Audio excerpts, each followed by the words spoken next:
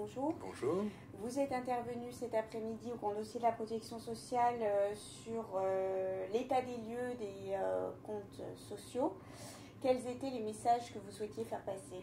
D'abord, le premier message clé, c'est que le déficit de la sécurité sociale en 2014 ne devrait pas se réduire ou très peu par rapport à 2013.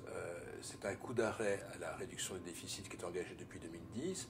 La raison en est simple, la croissance économique est beaucoup plus faible que prévu, la masse salariale n'augmente assez peu et du coup les recettes de la sécurité sociale plongent alors qu'elles devaient progresser plus vite que les dépenses. En conséquence de quoi, nous avons une situation de déficit plus importante que prévu sur l'ensemble des branches, peut-être à l'exception de la branche accident du travail, mais toutes les autres devraient connaître un déficit important.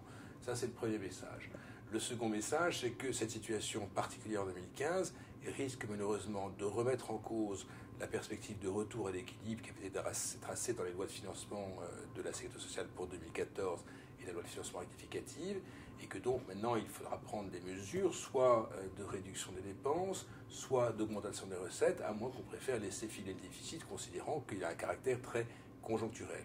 Et le troisième message, qui est plutôt apparu dans la table ronde, c'est que les déficits, c'est lié aux dépenses, c'est lié aux recettes.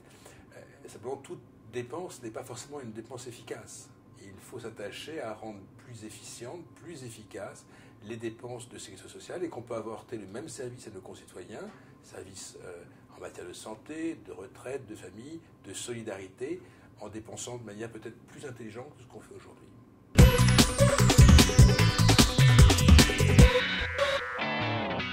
Un premier enjeu, c'est que la sécurité sociale, la protection sociale redevienne un enjeu de débat.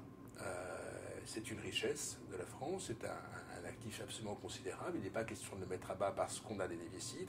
En revanche, il faut que chacun puisse se saisir du sujet, discuter démocratiquement pour savoir de quelle manière on peut, dans le contexte économique français, qui est un contexte déprimé pour de nombreuses années, comment on peut gérer une sécurité sociale qui ne soit plus en déficit et qui apporte le meilleur service. Je crois que c'est ça le premier enjeu, c'est l'enjeu principal. Le second enjeu, c'est dans un système de transfert comme la sécurité sociale, entre les actifs, les inactifs, les malades, les bien portants, ou entre les cotisants et les professionnels de santé, si on est en déficit, c'est qu'il y a quelqu'un qui a une rente qui touche plus que l'autre.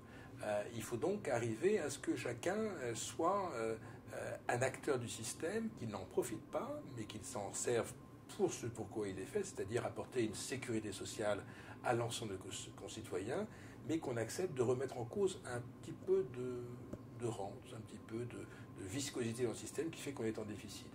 Et puis la troisième chose, c'est que l'art de la réforme est un art difficile et que les mois et les années qui sont devant nous vont être compliqués. Raison de plus pour s'y attaquer le plus vite possible et pas reporter au lendemain ce qu'on pourrait démarrer dès aujourd'hui.